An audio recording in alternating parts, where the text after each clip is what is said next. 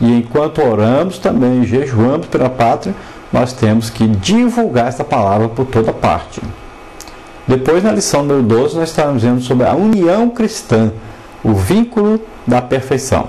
No texto áureo, perseveravam na doutrina dos apóstolos e na comunhão, e no partir do pão e nas orações. Atos dos Apóstolos, capítulo 2, versículo 42. Então veja bem, porque a igreja crescia tanto quando começou. Um crescimento estrondoso. Quase 3.000 almas na primeira pregação, depois quase 5.000 almas ali na segunda pregação. A igreja já contava com um grande povo e crescia muito e foi crescendo muito. Por quê? Eles perseveravam, estavam constantes, né, na doutrina dos apóstolos, então a doutrina bíblica, coisas vindas diretamente de Deus, e na comunhão. Então, duas coisas aí: doutrina da palavra de Deus, nos ensinos dos apóstolos, né, os evangelhos, e na comunhão. Essa comunhão aí quer dizer que todos tinham o mesmo sentido. Não quer dizer que todos eram iguais, não quer dizer que todos pensavam igual, mas todos tinham o mesmo sentido de ganhar almas. O sentido era esse. Todos que aceitavam tinham aquele sentido. Nós precisamos ganhar almas, precisamos transmitir esse evangelho a todos. Então viviam unidos em torno desse sentido de ganhar almas e tinham comunhão então no partir do pão, né, na ceia, estavam todos juntos, nas orações estavam juntos. Todos tinham o mesmo sentido então de trabalhar para o Senhor, de ter um resultado espiritual, de corresponder ao chamado de Deus para cada um. Depois, na lição 13, nós estaremos vendo aí então sobre confiando firmemente em Deus.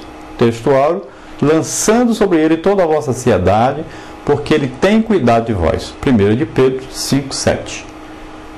Primeiro livro aí de Pedro, capítulo 5, versículo 7. Então veja bem, lançando sobre ele quem? Sobre Deus, toda a nossa ansiedade. Por quê? A nossa preocupação, a nossa ansiedade não vai nos trazer aí nenhum proveito. Nós não vamos conseguir acrescentar nenhum fio de cabelo à nossa cabeça. Então, temos que lançar as nossas ansiedades, nossos problemas, nossas dificuldades sobre Deus, sobre Jesus. Ele que vai cuidar de nós. Então, não fique preocupado, não fique ansioso, né? Ansiedade quer dizer o quê? Falta de fé.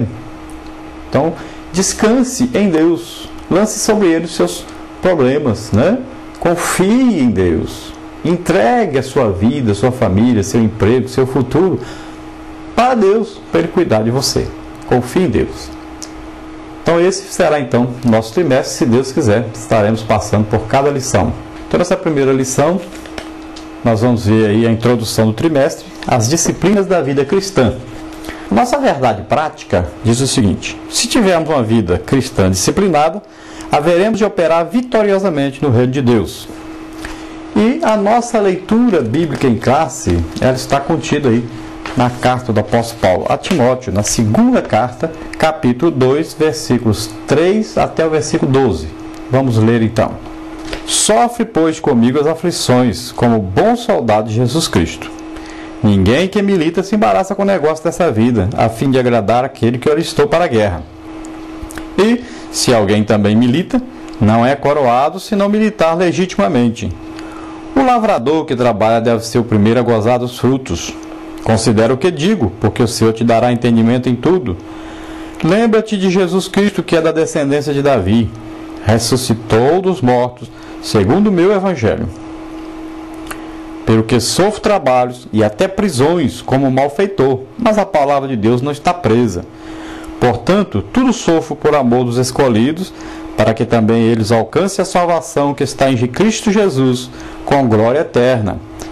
Palavra fiel é esta, que se morrermos com Ele, também com Ele viveremos. Se sofrermos, também com Ele reinaremos. Se o negarmos, também Ele nos negará.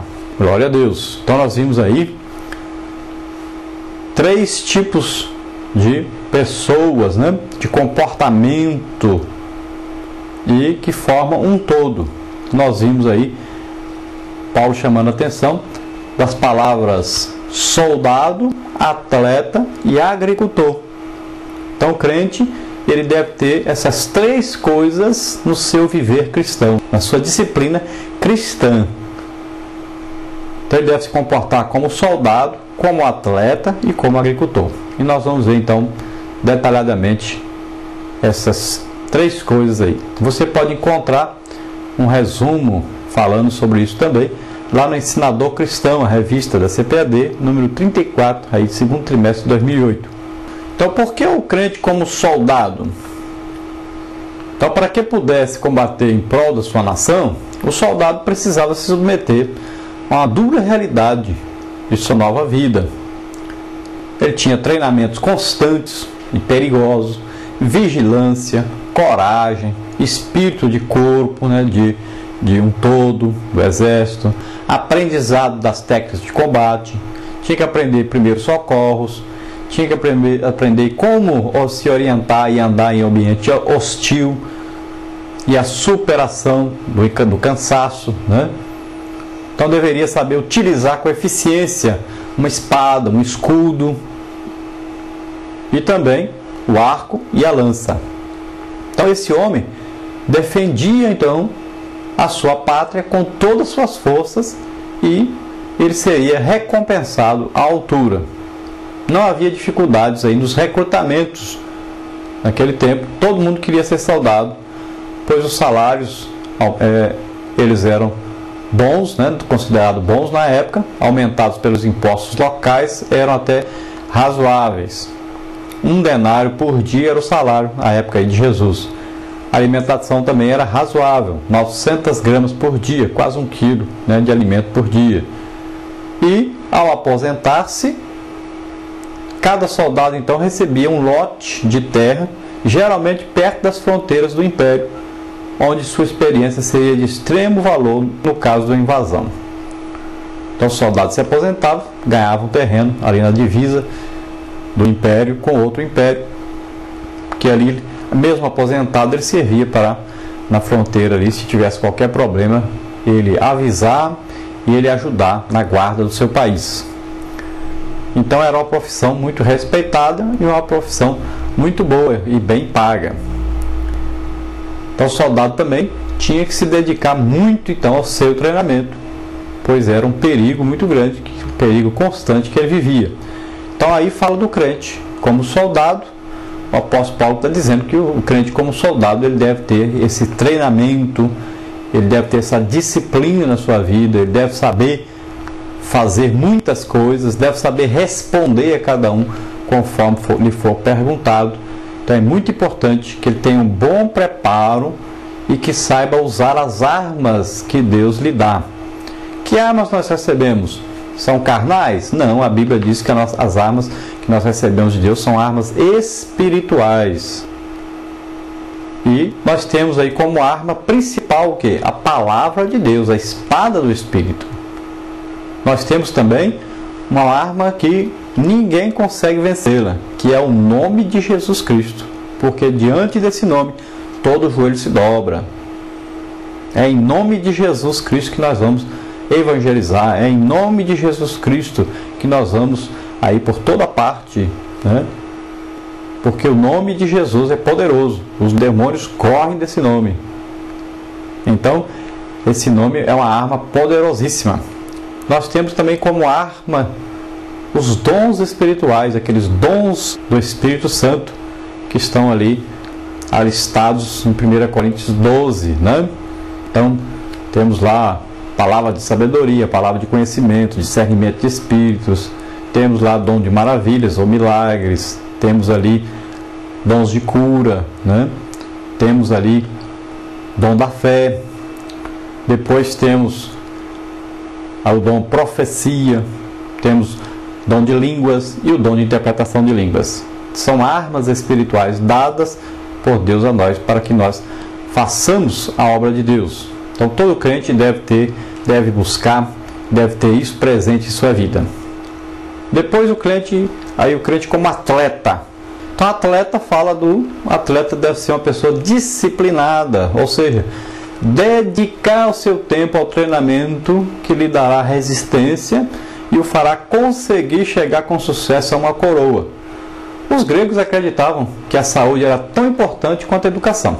Na Grécia havia aí 4 celebrações de jogos.